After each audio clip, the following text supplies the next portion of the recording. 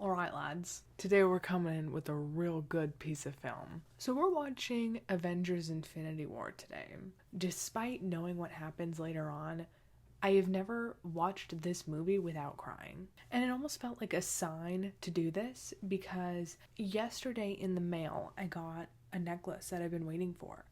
And it essentially completed a collection that I was accumulating, and I will now demonstrate what that is. So I have been working on my very own collection of Infinity Stones, and I'm proud to say that I am basically finished. I know that the Time Stone isn't there, so we're gonna count this as that. This movie was like the ultimate theater experience for me because of how enthusiastic the audience was. I've never sat in a room where everybody there was so sucked into what was on screen that they felt the need to like audibly express it. Without further ado, let us watch one of the greatest movies I have ever seen in my life. I'm shivering right now. I assure you, brother, The sun will shine on us again. Undying. You should choose your words more carefully. Some thoughts with the class, what I like to share. I think that it just really introduces us to the threat that is Thanos. And like, it really shows us how this isn't just another villain that we're dealing with. This guy means business, and he is actually going to be very difficult to conquer, and there are going to be several casualties that the audience is deeply connected to. Guys, are you excited for Multiverse of Madness? Because I don't think I'm ready. Man. See, that's the only one that needs to be on my chest, and yet it's not. How many times have we been through this? Do you know how, like, if you were just an average citizen, if you were just an average citizen in this reality, living day to day would be absolute torture, especially if you're in New York. Don't even get me started. I feel like New York would be the least inhabited place because of all the freaking drama that goes on there. Screamed. Let me try that. I'm being beamed up. Mrs. Stark, I'm being beamed up. I'm gonna piss my pants. That gave me a flashback. That was like foreshadowing to the end of Infinity War. If you know, you know. And if you don't, you'll find out. Okay, pause. I know, like, obviously they're going to be integrating all of the different movies, and it's all like this one crossover episode, and it's iconic and absolutely amazing, and we all love it, and it's absolutely monumental. But the thing that gets me the most is the fact that all of their themes are consistent. Like, as we just saw. It's almost like we just shifted from one movie genre, theme, palette, aesthetic, there we go, to another. Because they're all distinct by themselves. They're all part of the one big franchise in this one, MCU.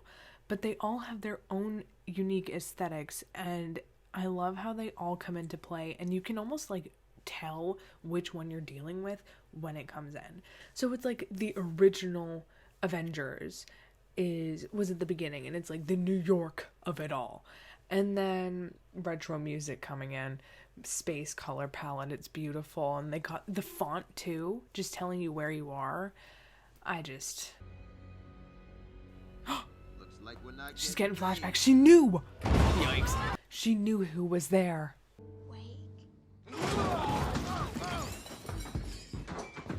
We need to do a Thor analysis, and we'll do it real soon. Once his one line is delivered. They look so similar. Just white man. Are you mocking me? He's trying to copy me. Enough! As for the Soul Stone, well, no one's ever seen that. No one even knows where it is. Gamora's so smart. I think we need to acknowledge that more. I think that she's a very underrated character.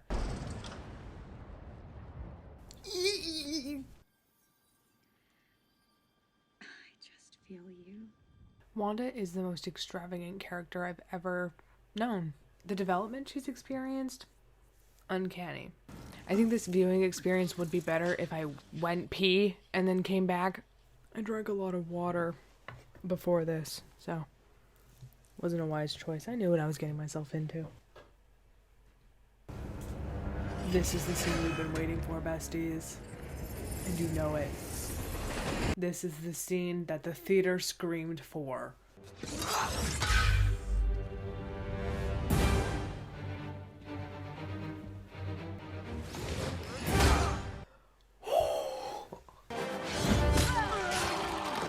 Dude, her blonde hair really was a serve, and she knew it. You're quite the fighter, Gamora. Come, let me help you. This scene really played with my head. I almost was like, I stan him.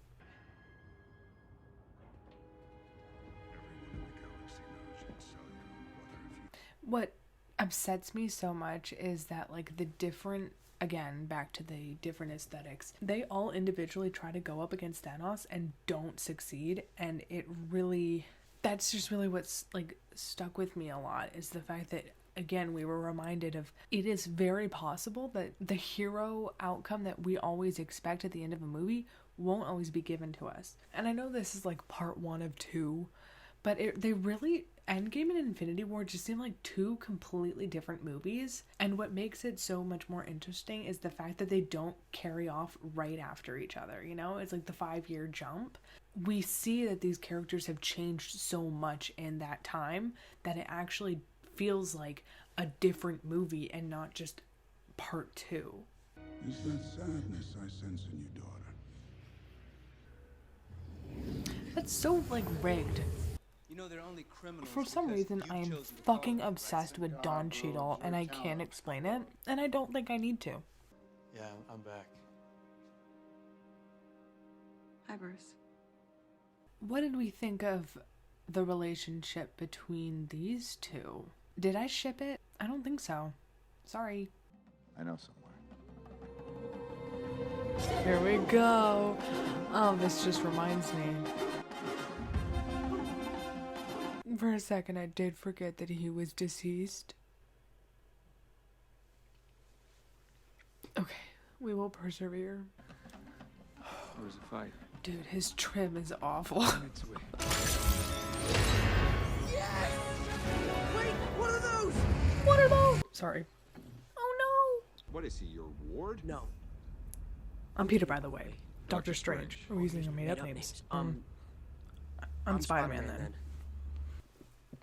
If it comes to saving you, or the kid, or the Time Stone, I will not hesitate to let either of you die. We're an Avenger now. He's so cute. We were happy on my home planet. Your planet was on the brink of collapse. I'm the one who stopped that, because you murdered half the planet. Small price to pay for salvation. Yeah, but I mean, this Thanos we're talking about, he's the toughest there is. Well, if I'm wrong, then what more could I lose? And that, my friends, is the line that kind of destroyed me. Earlier on, when Thor summarized his family history, in a sense, in less than 10 seconds, it was like a punch to the gut. But they all just show you the roller coaster he's experienced with his family. And, you know, at the end of the day, your family is supposed to be the most solid thing in your life. Supposed to be. He finally found his footing with Loki just to immediately have him die. We never really got to check in on Thor's mental health, and I think that a lot of people wound up hating what he became in Endgame. Even the fandom kind of saw it as a joke, like his fat phase. I mean, of course it's glossed over because there's a lot more things going on, but I didn't like how it was resolved. It was almost as if it just never happened. I didn't really like that. I didn't like how they kind of just glossed over the mental illness of it all. But that's just the psychology student speaking and less the Marvel fan speaking, I guess. I gotta pee again, guys. What the fuck is the deal here? So? I love how Peter Dinklage has managed to sneak his way into basically any relevant franchise ever. Together, you and I, we can kill Thanos. I love his heterochromia. He looks so good. Everybody stay where you are. Chill the F out. I'm gonna ask you this one time. Where is Gamora? Yeah, I'll do you one better. Who is Gamora? I'll do you one better. Why is Gamora? Let me ask you this one time. What master do you serve? What master do I serve? What am I supposed to say? Jesus? You're from Earth. I'm from Earth. I'm from Missouri. Yeah, that's on Earth, dipshit. What are you hassling us for? So you're not with Thanos? I think I might have to pause it again, guys. You know what's funny? When I watched the movie for the first time, I didn't even have to think about a bathroom break. That's a lie. I completely did. I was on the verge of pissing myself the whole time. Will I ever recover from this scene? I don't think so. What upset me the most, and I know that they bring back Gamora, but it doesn't really feel the same. Like, when they replace her, it's the Gamora that hadn't yet changed, that hadn't yet been influenced by the good. I hate that they killed her at the, height of her potential. And we never got to see where it truly went. In order to take the stone, you must lose that which you love. A soul for a soul. You failed because you love nothing.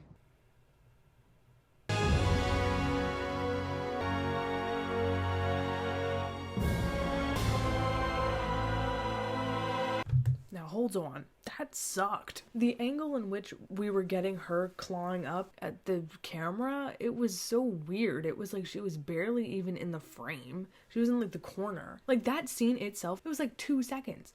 And then it fade transitioned into Thanos' reaction, and it was that was way longer than it needed to be. It just feels like a lot of it ended up on the cutting room floor, you know? I guess that kind of makes sense because the scene was really long and Gamora's monologue essentially took up a lot of time, but I think that her death should have had equally as much screen time. I think now is also a good time to mention that it is 2:30 in the morning. I don't know what to do with that information, but why didn't they get together? Evacuate the city. Engage all defenses. Get this man a shield. Thank you for standing with us. And for it too. I'm getting emotional again.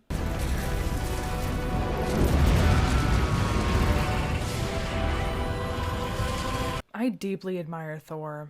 There's no other way for me to put it. I just deeply respect that man.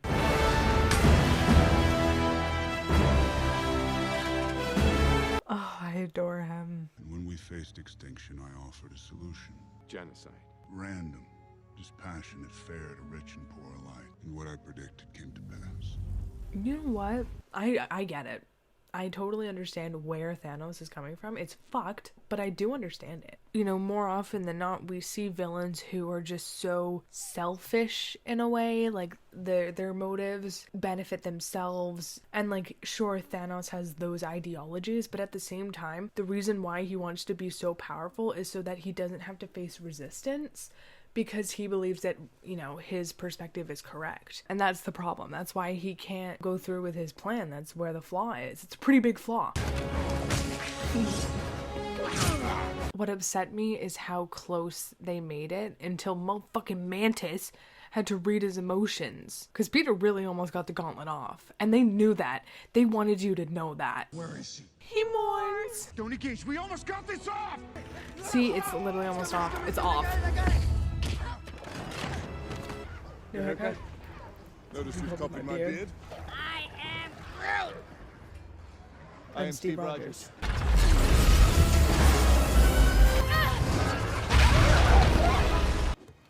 Why was she up there all this time? We need more women in this franchise. Why do I have to pee right now? Stark. You know me? No, I don't. Stop. Spare his life, and I will give you the stone. On the ship, he said, if it comes down to you, the kid, and the stone, I will not hesitate to let either of you die. This is the one. Do I pee before the finale? I've taken 3 bathroom breaks in a 2.5-hour movie. Can you believe that? We're in the end game now. He's here. You have to do it now. We'll talk about Wanda in a minute too, lads. Don't worry. He looks really stupid during this, I have to admit.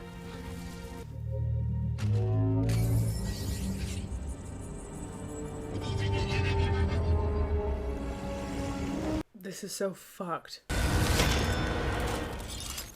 It's Okay, now is a great time to talk about Wanda while I'm sobbing. So she has to go through this thing that she doesn't want to go through at all, right? Destroy the love of her life for the sake of humanity, for people she doesn't even know. And then she does it, and it's absolutely, completely traumatic. Never ever again will she recover.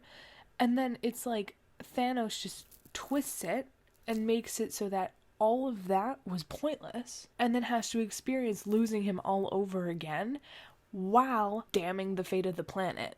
Like, can you imagine? That's a lot of weight. And that's what sparks WandaVision. You know, trapping, what, like 1,000 people in a small little town to play along with her Wattpad fanfiction. You do what you gotta fucking do.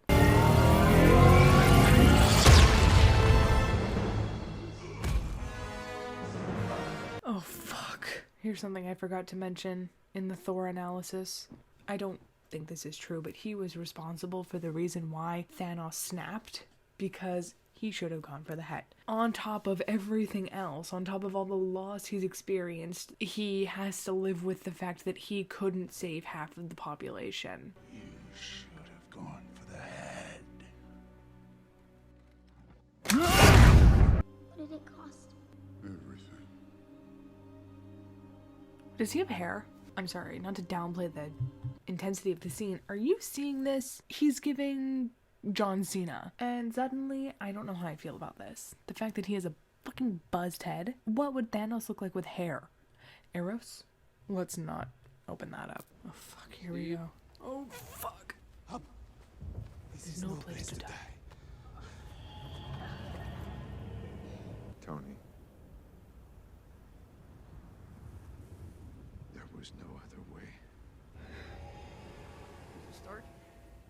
I don't feel so good. I don't want to go. I don't want to go, sir. Please. Please, I don't want to go. I don't want to go.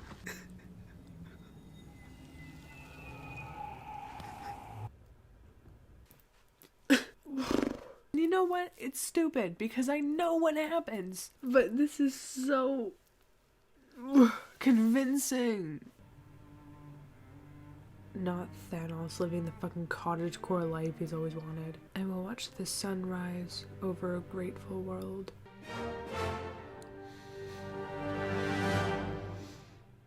Well, I wonder what that means. I can't give too much away. Okay, we're not watching this yet. It is 3:30 in the morning. Well, I don't look so good. Do we even have final thoughts? There's not much of like an analysis that we can do here, right? I already talked about the characters. So that was Avengers Infinity War. That one is my favorite Avengers movie in like of the whole thing, because it was just the overlap of all the characters and you can see all of their dynamics in one film. I love it. It's, you don't have to pick and choose, except we don't have Shang-Chi, and that one is my second favorite, and I can't wait to see him integrate with the Avengers, or integrate with like the Marvel franchise and start to meet new characters. He already met Wong, so he's gonna be an MOM. You know he is. It makes sense. Okay, prediction time. But anyway, so this commentary has been 3 hours long. 3.5 hours long. Once again, not gonna pretend like I know how to do an outro, so we're just gonna end it here.